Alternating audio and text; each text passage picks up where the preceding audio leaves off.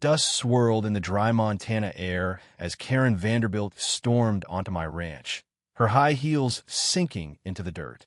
She waved a manicured hand, her diamond bracelets glinting, and screamed, "You can't move that tractor. It's ruining my view." Her voice was sharp, like a whip cracking over the quiet fields. She'd bought the neighboring estate a month ago, a sprawling mansion she treated like a throne, and now she thought she owned my land too.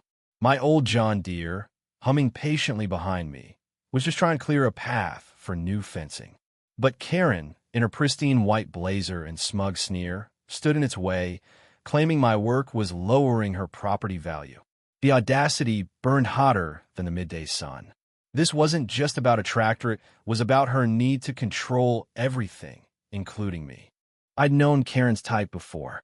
She was the kind who'd complain about a rooster crowing or a barn smell, as if the countryside should bend to her city-bred whims. For weeks, she'd been harassing me with petty complaints.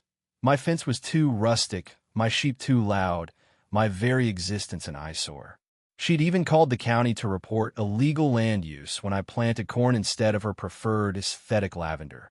I'd ignored her, hoping she'd tire out. But today, standing in front of my tractor, she'd crossed a line.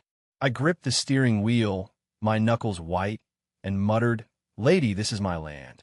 Move." Her response?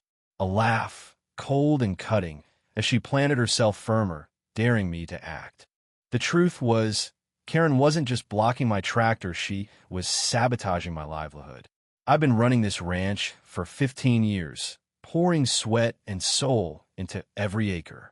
My family had worked this land for generations, and I wasn't about to let some entitled newcomer dictate my life. But there was more to it. I'd heard from neighbors that Karen had a history.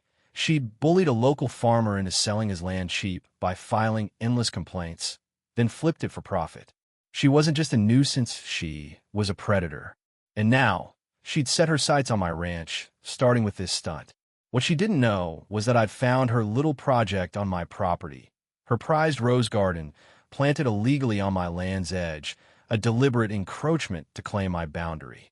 Then came the twist.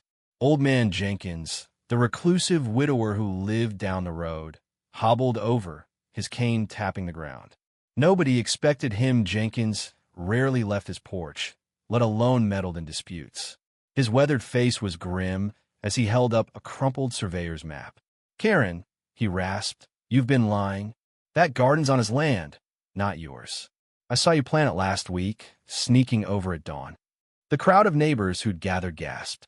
Karen's face twitched, her confidence cracking. Jenkins, it turned out, had been watching her for weeks, suspicious of her late-night gardening. He'd kept quiet until now, waiting for the right moment to expose her. His words hit like a thunderclap, shifting the mood. The neighbors, once neutral, now glared at Karen, their murmurs turning to outrage. The standoff escalated fast. Karen, cornered by Jenkins' revelation, doubled down. "You're all jealous," she shrieked, her voice shrill. "This dump of a ranch is nothing compared to my estate." She stomped toward her rose garden, grabbing a shovel from her car, and in a fit of rage, started hacking at my fence posts, claiming they ruined her view. Wood splintered, and the crowd watched, stunned, as she tore through my property like a tornado. I shouted for her to stop, but she only laughed, swinging harder. That was it. I climbed into the tractor, my heart pounding, and shifted it into gear. "Karen, move, or I'm going through," I warned. She didn't budge, smirking as if I wouldn't dare. But I'd had enough. With a deep breath, I pressed the pedal, and the tractor roared forward. The roses didn't stand a chance. The tires churned through her meticulously planted garden, crushing vibrant blooms into the dirt. Petals flew like confetti, stems snapped, and the air filled with the scent of ruined flowers. Karen screamed, dropping her shovel, her face a mask of shock and fury. "My garden! You monster!" she wailed, but the neighbors didn't flinch. They'd seen her true colors, her entitlement, her lies, her destruction. The tractor carved a path right through her pride, leaving a trail of mangled earth. I didn't stop until every rose was flattened, the boundary line clear once more. Karen stood there, her designer outfit dusted with dirt, her arrogance shattered. For the first time, she looked small, her power stripped away by her own actions. But the real collapse came later. Word of Karen's scheme spread like wildfire. Jenkins' map was undeniable proof, and the county launched an investigation. It turned out Karen had falsified documents to claim my land's edge, hoping to force me out. Her rose garden was just the starched plan to encroach further, bit by bit, until she could claim my ranch. The neighbors rallied, filing complaints of their own about her harassment. Her mansion's value plummeted as her reputation tanked. Nobody wanted to buy from a bully. Karen, once untouchable, was now a pariah, her dreams of dominance buried under the wreckage of her roses. She left town a month later, her tail between her legs, her empire of arrogance in ruins.